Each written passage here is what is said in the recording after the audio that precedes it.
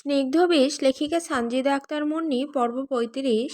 তৌসিরের এই অচেনা রূপ দেখে নাজহার মুখে কোনো শব্দ ফোটায় না। সে নিঃশব্দে ঘুরে দাঁড়ায়, তারপর ধীর পায়ে সামনের দিকে হাঁটতে থাকে। দৃশ্যটি দেখে তার বুকের ভেতরটা দুমড়ে মুচড়ে যাচ্ছে।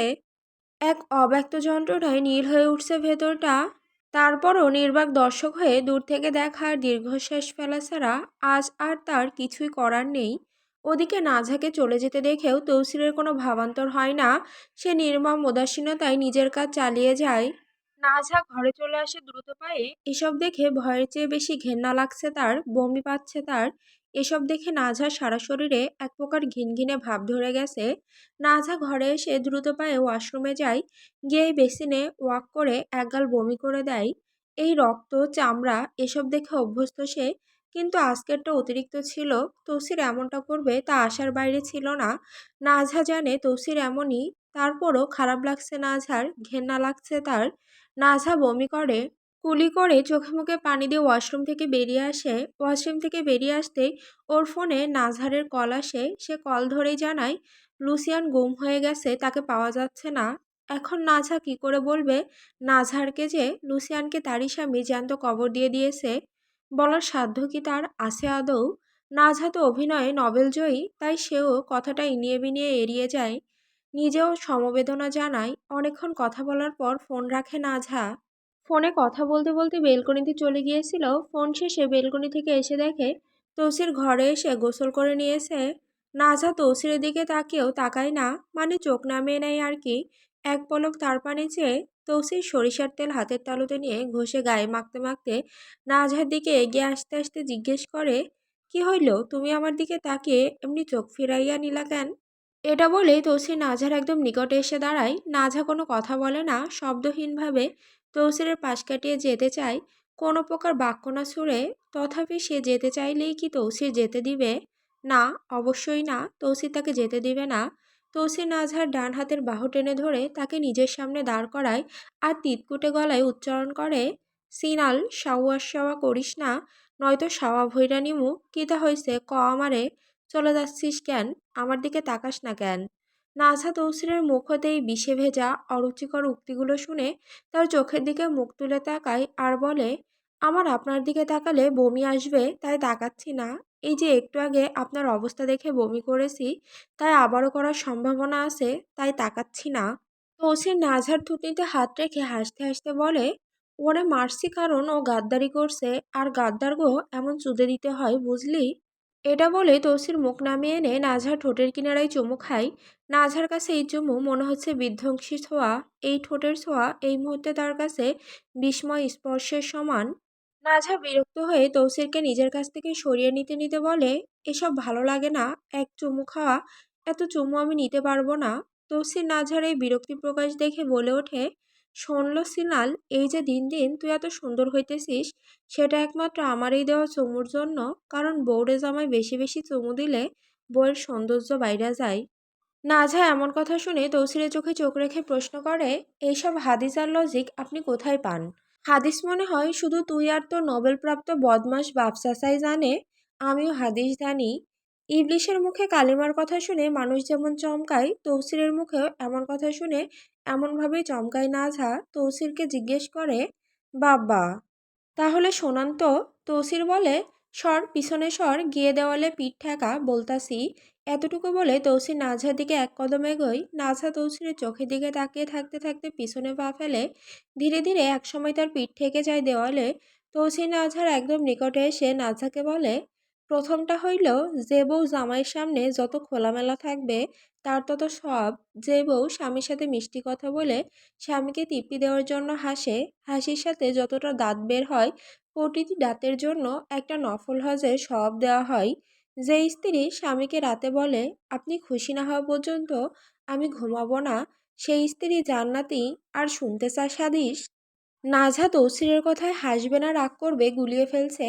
মতলবের হাদিস ভালোই জানে তৌসির। নাজহা তৌসিরকে রাগী গলায় বলে, মতলবের হাদিস তো ভালোভাবেই জানেন দেখতেছি।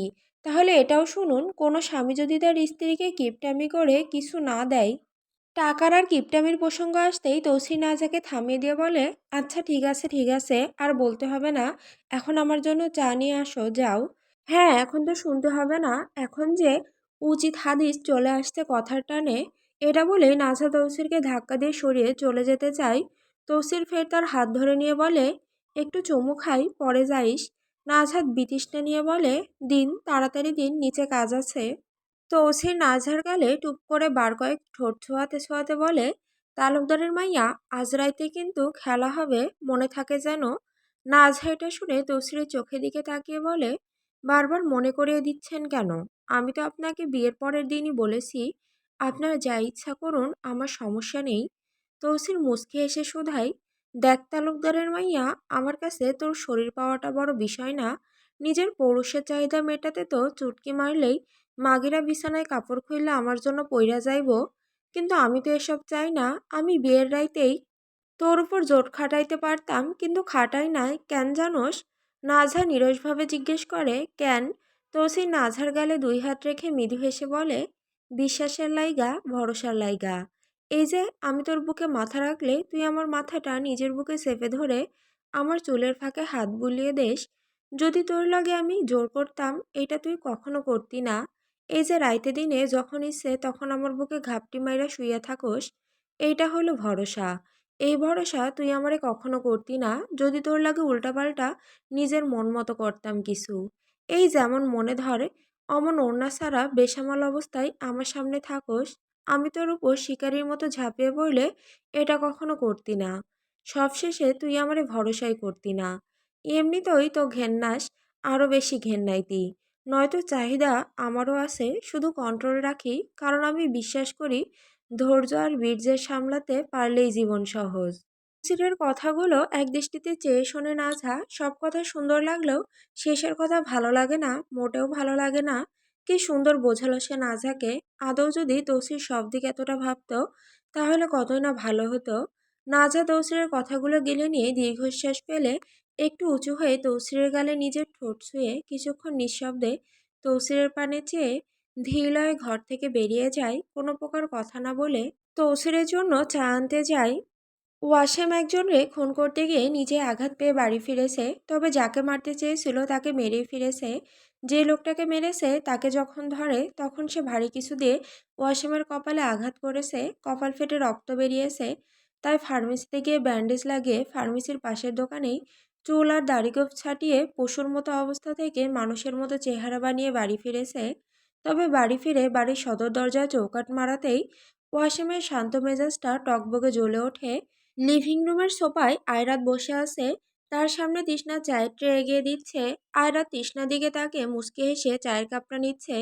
ওয়াসিম এই দৃশ্য দেখে থেমে যায়। যতখানি পর্যন্ত এসেছিল ততখানি পা থেমে যায় ওর। কত বড় সাহস আয়রাদের, কত বড় কলিজা! তার বাড়িতে ঢুকে তারই জিনিসের ওপর নজর দিচ্ছে। ওয়াসিমের তো মন চাচ্ছে আয়রাতকে কেটে টুকরো টুকরো করে কুত্তাকে খাইয়ে দিতে, কিন্তু সে এখন কোনো প্রতিক্রিয়া দেখাবে না।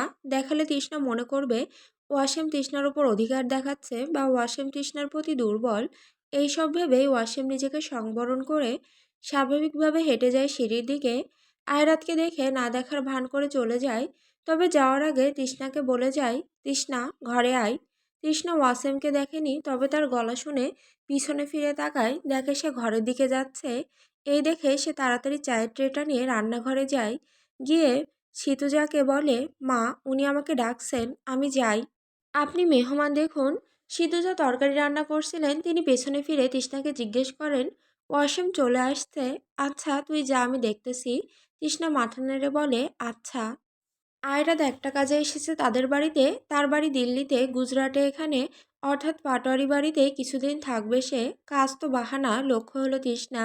তৃষ্ণা দ্রুত পায়ে ঘরে যায়। ঘরে গিয়ে দেখে ওয়াসিম ঘরে নেই, তবে বাথরুম থেকে পানির শব্দ আসছে। তৃষ্ণা তাড়াতাড়ি ওয়াসিমের গামছার লুঙ্গি আলমারি থেকে নিয়ে বাথরুমের দরজার সামনে দাঁড়িয়ে আওয়াজ দেয়, আপনার লুঙ্গি নিন।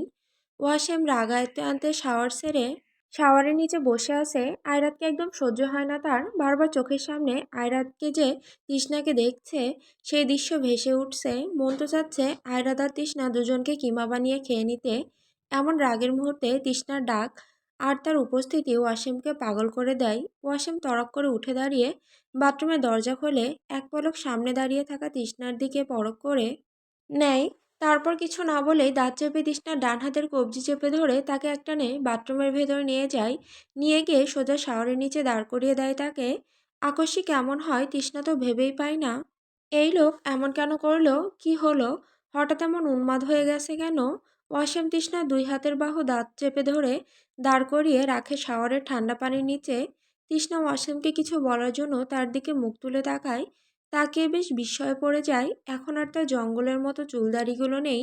এখন খুব পরিপাটিভাবে তা কাটা, সাথে কপালে ব্যান্ডেজ করা। তৃষ্ণার দু হাতের বাহু ছিঁড়ে যাচ্ছে, এমন জোরে চেপে ধরেছে ওয়াসিম তার বাহুদ্বয়। তৃষ্ণা ওয়াসিমের মাথায় ব্যান্ডেজ দেখে বুঝে যায় এই লোক কারোর সাথে মারপিট করে এসেছে। এই নতুন কিছু নয়, সবসময় ওয়াসিমের কপাল, হাত পা কাটাছেঁড়া থাকে। তৃষ্ণা বুঝতে পারে ওয়াসিম অন্যের রাগ তৃষ্ণার উপর মেটাচ্ছে। তৃষ্ণা ব্যথায় হাত থেকে ওয়াসিমের গামছার লুঙ্গিটা ছেড়ে দিয়ে কাতর স্বরে বলে, কি হয়েছে আপনার? আমি গোসল করেছি, এভাবে কেন ভেজাচ্ছেন আমায়? অন্যের রাগ আমার উপর কেন ঝাড়ছেন? এ কথা শুনে তো ওয়াসিমের চোখ দুটো রক্তবর্ণ ধারণ করে। রাগ আর খুব দ্বিগুণ চওড়া হয়ে যায়। ওয়াসিম ঠাস করে তৃষ্ণাকে দেওয়ালের সাথে চেপে ধরে ঝাঁকিয়ে তুলে বলে, তোর সাহস কি করে হয় শালি? তুই ওই আয়রাদের সামনে যাস? বল কেন গিয়েছিস? তৃষ্ণার জান বেরিয়ে যাচ্ছে, তার উপর এখন ওয়াসিম একদম ওর শরীরের সাথে মিশে যাচ্ছে। এতদিন তো হাত দিয়ে তাকে দেওয়ালে চেপে ধরে শাসাতো, আজ শরীর দিয়ে শাসাচ্ছে। তৃষ্ণা যন্ত্রণায় কাতর গলায় উচ্চারণ করে, মা বলেছিল তাই গিয়েছি, শুধু চা দিতে গিয়েছি। মা বলল আর তুই চলে গেলি? মা যদি বলে কাপড় খুলে নাচতে, তো তুই নাচবি যে মায়ের অজুহাত দিচ্ছিস? এমন কুরুচিপূর্ণ কথা শুনে তৃষ্ণা ওয়াসিমের রাঙানো চোখের দিকে তাকে বড় বিষাদ ভরা গলায় জিজ্ঞেস করে, আপনি এত নোংরা কথা কিভাবে আমায় নিয়ে বলেন? সব সময় তো আপনার সামনেই থাকি, কখনো নোংরামিতে পেয়েছেন? ওয়াসিম তৃষ্ণার প্রশ্নের উত্তর দেয় না, উল্টো রাগ দেখিয়ে পাশে থাকা একটা বালতিতে সজোরে লাথি মারে, এক ঘুষি দেওয়ালে বসিয়ে দেয় আর চিৎকার করে ওঠে, তুই যদি ওর সামনে আর যাস তাহলে আল্লাহর কসম আমি ওর লাগে তোরেও কবর দিব। তৃষ্ণা ওয়াসিমের থেকে নিজের হাত ছাড়ানোর চেষ্টা করে বলে, ওয়াসিম আমাকে ছাড়ুন, আমার দম বন্ধ লাগছে। আমি আর যাব না তার সামনে। ওয়াসিম এটা শুনে কিছুটা শান্ত হয় ও তৃষ্ণার মাথায় হাত বুলিয়ে দিতে থাকে। তৃষ্ণা বুঝে যায় এখন তোর সাথে কি হবে। ওয়াসিম নিশ্চয়ই এখন তার চুলের মুঠি ধরবে। ওয়াসিম যখন তার মাথায় হাত রাখে তখনই চুলের মুঠি ধরে। খুব কষ্ট হয় তৃষ্ণার, চুলের গোড়ায় দুদিন যাবৎ ব্যথা থাকে। তৃষ্ণা ওয়াসিমের চোখের দিকে তাকিয়ে অসহায় হরিণীর ন্যায় দুদিকে মাথা নেড়ে বলে, আমার চুলগুলো টেনে ধরবেন না, চুলের গোড়ায় ব্যথা করে। ওয়াসিম তৃষ্ণার মুখের ব্যথার কথা শুনে ওয়াসিম তৃষ্ণার চুলের ফাঁকে আঙুল ঢুকে আরো জোরে চেপে ধরে চুলের একাংশ চেপে ধরে তৃষ্ণাকে একদম নিজের সম্মুখে নিয়ে এসে তৃষ্ণার গালে নিজের নাক চেপে ধরে জোরে জোরে শ্বাস ছেড়ে বলে, আমি তোকে ব্যথা দিব, সারা জীবন তোকে ব্যথা দিব। তৃষ্ণা তো সবসময় ওয়াসিমের দ্বারা অত্যাচারিত হয়, কিন্তু কখনো ওয়াসিম তার গা ছুঁয়ে বাজেভাবে স্পর্শ করেনি। যেটা কখনো করেনি ওয়াসিম আজ সেটাও করলো। তৃষ্ণা ওয়াসিমকে নিজে থেকে সরিয়ে নিতে সাহস করে ওয়াসিমের বুকে ধাক্কা দিয়ে বলে, আমাকে এত বাজেভাবে স্পর্শ কেন করছেন? এই শুনে ওয়াসিম আরও জোরে তৃষ্ণার চুল চেপে ধরে তাকে নিজের পাঁজরের কাছে নিয়ে এসে ঝাঁকিয়ে তুলে বলে, আমার স্পর্শ বাজে লাগছে? এখন নতুন নাগর দেখেছিস তাই বাজে লাগছে?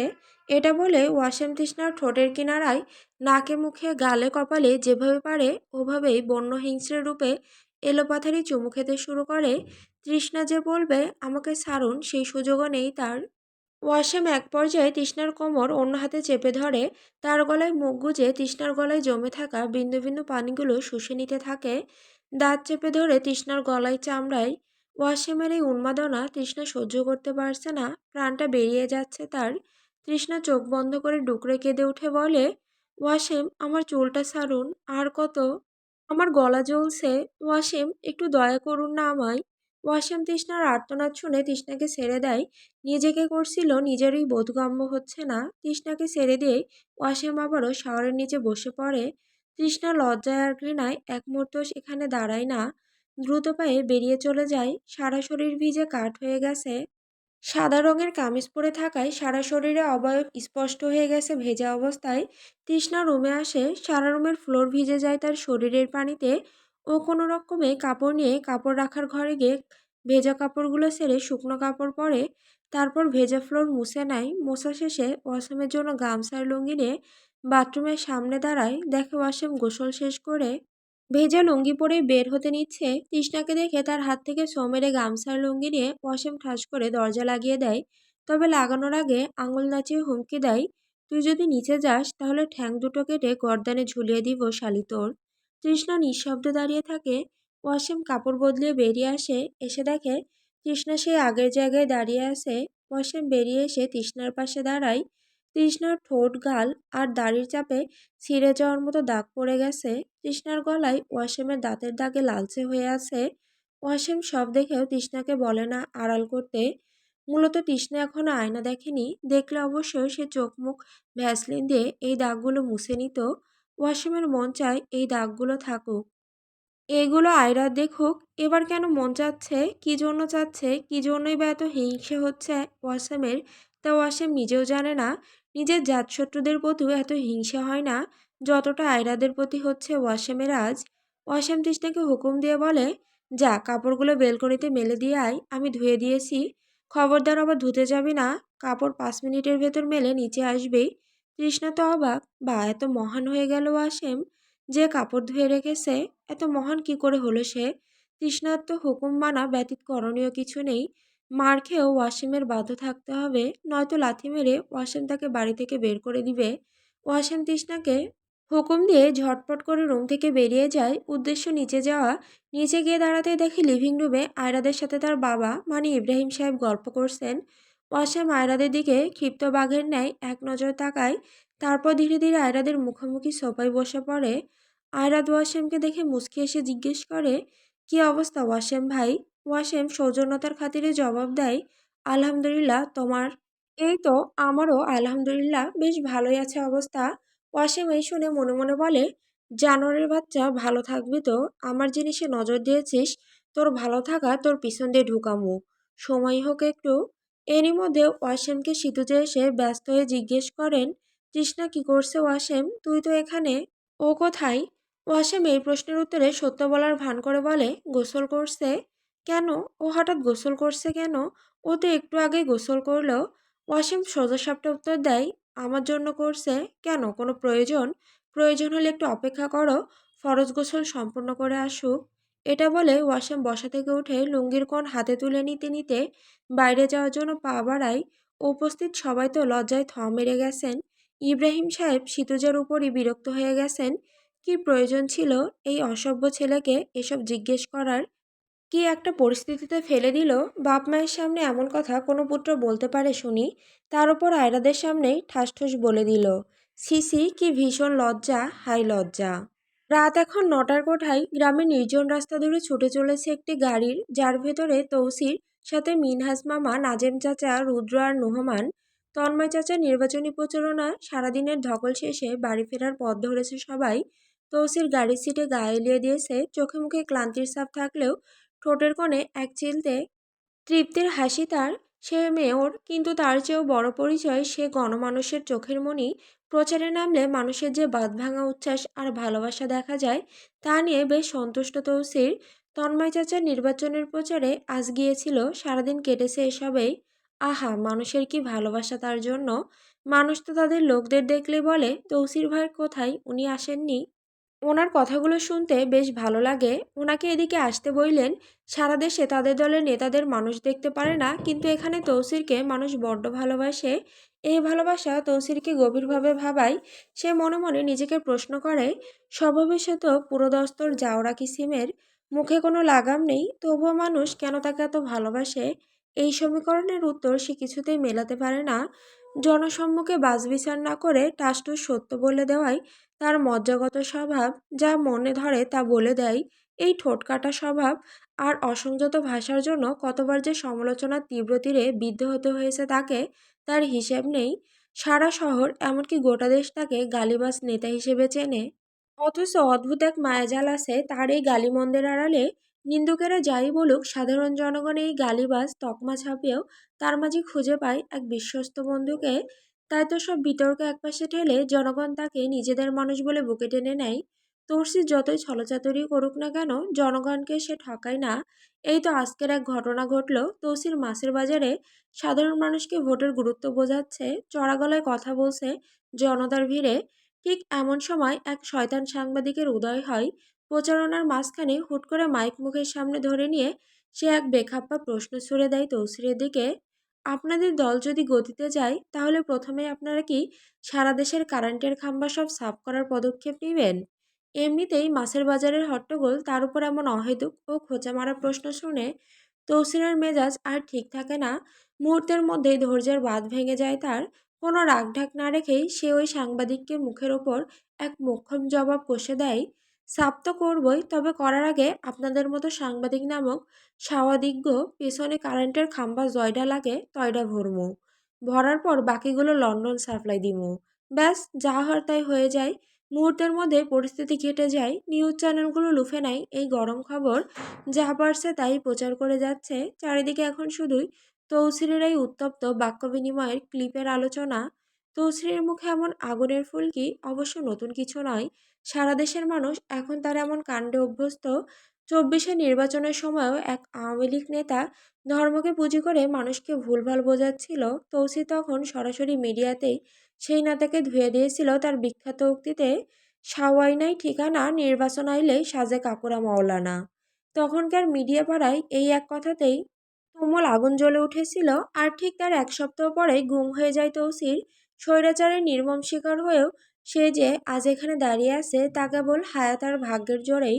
মৃত্যুর মুখ থেকে ফিরে এসেও তৌসির আজও ঠিক আগের মতোই নির্ভীক আর বেপরোয়া, কথা মনে চেপে না রেখে ধুমধাড়াক্কা বলে দিয়ে জনগণকে বলে, আমি সহজ সরল মানুষ, তাই মনের কথা মুখে বলে দেই। জনগণও তাকে সহজভাবে নিয়ে নেয়। এখন অবশ্য প্রথমে অনেকে দেখতে পারতো না তাকে।